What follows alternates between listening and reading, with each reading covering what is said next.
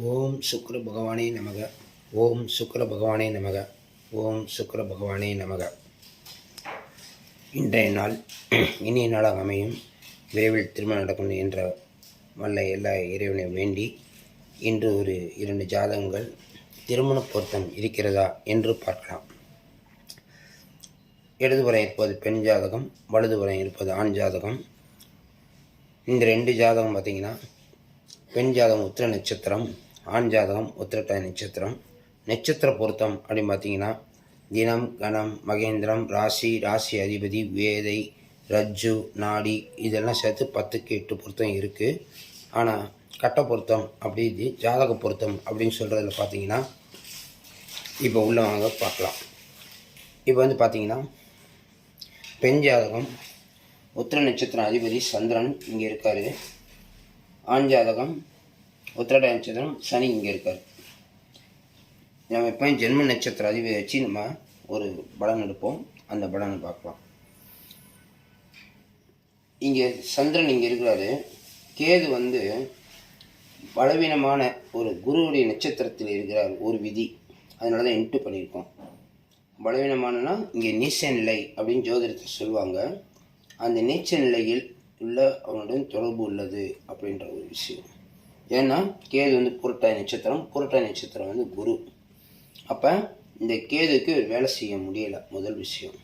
அப்போ இந்த கேது வந்து இதாக இருக்காது. அதே நேரத்தில் சந்திரன் வந்து உத்திர நட்சத்திரம் இருப்பதாலும் புரட்டாதி நட்சத்திரம் வேதி நட்சத்திரமாக இருப்பதால் அந்த நட்சத்திரத்தை கேதுவுடைய நட்சத்திரமான அஸ்வினி மகம் மூலம் இதில் எடுக்க முடியாது. இந்த ஜாதகருக்கு அதுவும் எடுக்க முடியாது. அப்புறம் இதுக்கு திரிகோணத்தில்னு சொல்லும்போது இங்கே வந்து புரட்டாதினா புனப்புஸ்தல கிரகம் இல்லை, இங்கே விசாகத்தில் கிரகம் இல்லை, அதனால் பிரச்சனை இல்லை. அதே போல் சந்திரனுக்கு இங்கே உத்திர நட்சத்திரத்துக்கு கேட்ட நட்சத்திரம் 7வது நட்சத்திரமாக வரும். அங்கேயும் கிரகம் இல்லை.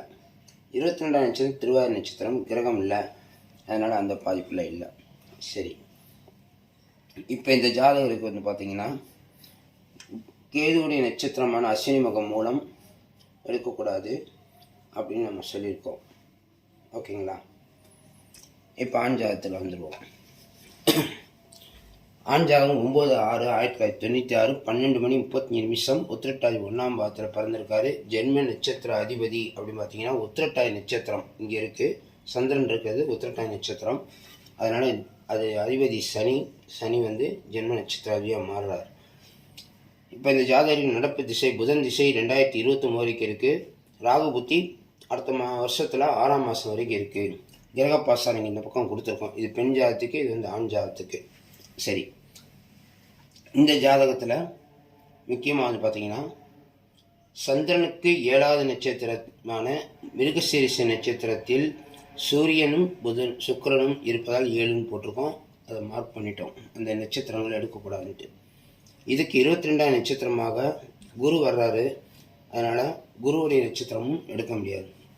இந்த குரு நிற்கிறது வந்து குரு எந்த சாரத்தில் இருக்காருன்னு பார்த்தீங்கன்னா பூராட நட்சத்திரம் இருக்கிறதுனால பரணி பூராடம் அது திரிகோணத்தில் வரும். அங்கே கிரகம் இல்லை.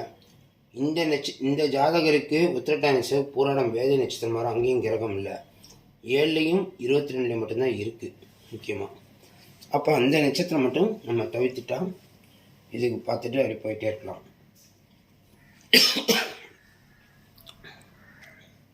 இப்போ 2 பேருடைய ஜென்ம நட்சத்திர அதிபதி அப்படின்னு பார்த்தோம். அப்போ இங்கே வந்து பெண் ஜாதத்தில் சூரியனும் ஆண் ஜாதத்தில் சனியும் அப்படின்னு பார்த்தோம். இப்போ அப்படியே இந்த ஜாதகத்தில் பாருங்கள், சூரியன் இந்த இடத்துல இருக்கார், சனி இங்கே இருக்கார். இந்த இடத்துக்கு நடுவில் ஏதாவது கிரகம் இருக்கான்னா இது ஒரு வசிய பொருத்தம் வரும். ஆனால் அதே நேரத்தில் சின்ன ட்விஸ்ட் இருக்குது. என்ன ட்விஸ்ட்டுன்னா, இப்போ கோச்சார ராகு வந்து இந்த சனி மேலே தான் இருக்கார். இந்த இடத்துல தான் ராகு இருக்கார். அந்த ராகு வந்து பார்த்திங்கன்னா இங்கே வரும்போது இந்த சனி எந்த இடத்துல இருக்காருன்னு பார்க்கணும். இங்கே வந்து கிட்டத்தட்ட 30 டிகிரி இருக்கும்.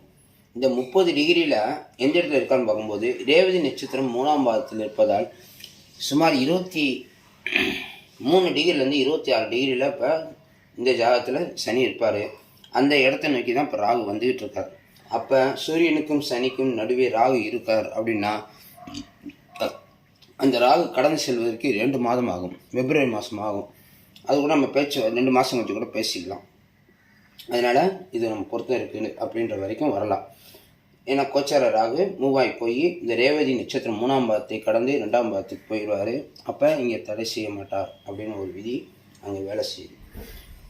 அதே போல் ஆண் ஜாதகத்தில் பார்த்தீங்கன்னா சனி வந்து உத்திரட்டாதி நட்சத்திரம் 3ஆம் பாதத்தில் இருக்கார்.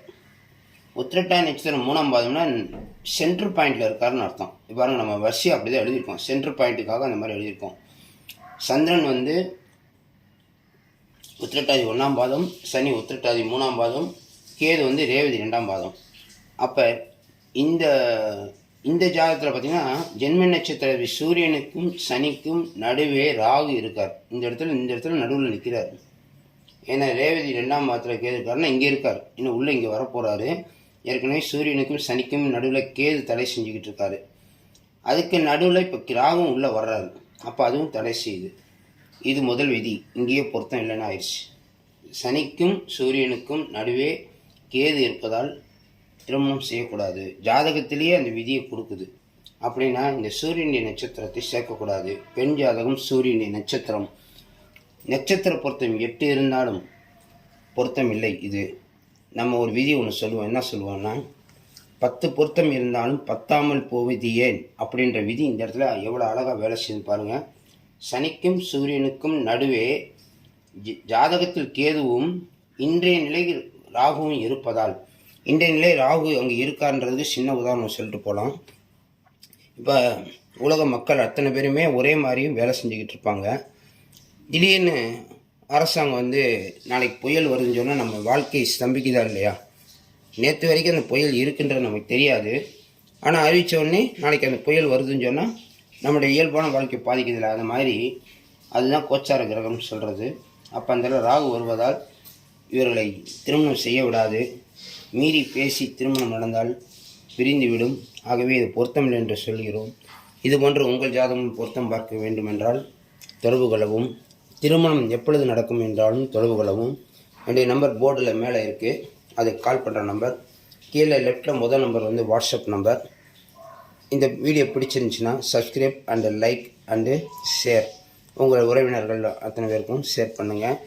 இந்த மாதிரி பொருத்தம் பார்த்து தர்றோம். ஓகேங்களா?